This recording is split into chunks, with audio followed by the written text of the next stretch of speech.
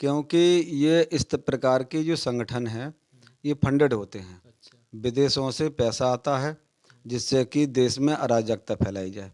इससे पहले भी इस लेकिन बाबा बागेश्वर धाम सरकार के बारे में ये कह सकते हैं कि वो उनके पास में हनुमान जी की शक्तियाँ देखो 8 प्रकार की सिद्धियाँ होती हैं जी। और 9 प्रकार की निधि होती हैं। नमस्कार साथियों, मैं चंद्रपाल सिंह। आपका अपने समर्पण न्यूज में हार्दिक स्वागत है। आज हमारे साथ उपस्थित हैं शर्मा जी और इनसे आज हम कुछ ज्वलंत मुद्दों पे चर्चा करने जा रहे हैं। हमारा आज का मुद्दा रहेगा बाबा बागेश्वर धाम के ऊपर कि लोग उन पर तरह तरह की टिप्पणियां कर रहे हैं। इनका उस पर क्या विचार है, ये किस दृष्टि से देखते हैं उसे। तो पहले मैं आपको शर्मा जी का छोटा सा एक परिचय दे दूं। ये शर्मा जी जो हैं आयुर्वेद में एक स्पेशलिस्ट हैं और एक समाज सेवी के रूप में ये कार्य करते हैं। तो शर्मा जी पहले आपका बहुत बहुत स्वागत है हमारे न्यूज़ चैनल में। बहुत-बहुत धन्यवाद। जी, तो हम आपसे जानना चाहेंगे कि जो वर्तमान में बाबा बागेश्वर धाम के ऊपर लोग कटाक्ष पे कटाक्ष करे जा रहे हैं कि ये लोगों को एक अंधविश्वास में मतलब ढकेल रहे हैं, भ्रमित कर रहे हैं या बहुत सी तरह तरह की टिप्पणियां कर रहे हैं। आपका इस पे क्या कहना है? देखिए, अंधविश्वास में और भक्ति में बहुत बड़ा फ़र्क होता है। जी। बाबा बागेश्वर धाम सरकार के जो इस समय मालिक हैं धीरेंद्र कृष्ण शास्त्री जी, जी। तो उनके बारे में मैं बताना चाहूँगा कि वो जो चमत्कार कर रहे हैं, हम्म। वो अंधविश्वास थोड़ी है। अंधविश्वास तो वो होता है कि जो कुरीतियों का पालन करते हैं, वो अंधविश्वास होता है। कौन कौन सी कुरीतियाँ? बहुत सारी कुरीतियाँ हैं, जैसे कि समाज में बहुत सारी कुरीतियाँ बन जाती हैं। जैसे कि बहुत से लोग किसी के घर पर कोई भूत ब्याधा होती है, हम्म। तो वो तांत्रिकों के पास चले जाते हैं। तो अच्छा। तांत्रिक क्या करते हैं कि उनसे उन्हें डरा धमका करके हम्म। और भूत प्रेत का भय दिखा करके हम्म। वह उनसे बहुत सारे पैसे भी ऐंठ लेते हैं और अच्छा। उनके लिए हिंसा की ओर, हत्या की ओर अग्रसर करते हैं।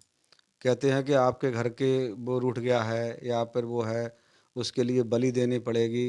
हम्म। इस प्रकार का भ्रामक प्रचार करके तो वो अंधविश्वास पैदा करते हैं। हम्म। बाबा बागेश्वर धाम सरकार जो हैं वो हनुमान जी के भक्त हैं अच्छा। और हनुमान जी का भक्त होने की वजह से उनके लिए जो भी सिद्धियाँ मिली हुई हैं, हम्म। उनसे वो लोगों का भला कर रहे हैं, अच्छा। उनके दुःख दर्द दूर कर रहे हैं। अच्छा। तो इसमें आप ये बताइए कि ये इस प्रकार से कैसे अंधविश्वास माना जाएगा? ये तो साक्षात प्रमाण है और साक्षात प्रमाण में किस प्रकार से आप कह सकते हैं कि ये अंधविश्वास है? जी, अभी एक अंधश्रद्धा निर्मूलन एक समिति है, उनने बाबा बागेश्वर धाम को चेतावनी दी कि आप अगर वास्तव में ही आपके पास आध्यात्मिक शक्तियां हैं और आप मतलब उनसे लोगों की तकलीफ़ें दूर करते हैं, उनके मन की बात बता देते हैं, तो आपको हम चैलेंज करते हैं और 30 लाख रुपए का इनाम भी रखा कि अगर आप वास्तव में ही सही हैं तो आप हमारे यहाँ पे आकर उसे साबित करके दिखाइए। तो आपको क्या लगता है बागेश्वर धाम ने उनकी चुनौती क्यों स्वीकार नहीं की?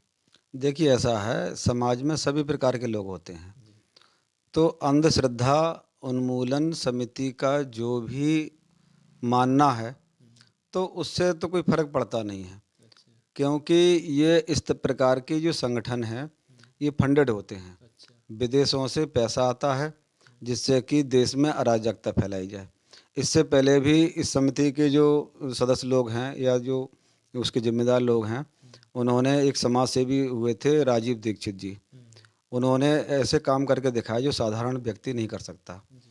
तो उनको भी नहीं छोड़ा। हम्म। तो इन लोगों का काम क्या होता है कि सनातन हिंदू धर्म के खिलाफ जा कर के हम्म। उनके बारे में भ्रांतियाँ फैला करके लोगों को गुमराह करना हम्म। और जिन लोगों का भला हो रहा है तो वो वहाँ ना पहुँच करके और वह अपना नुकसान कर लें हम्म। या उनका भला ना हो पाए।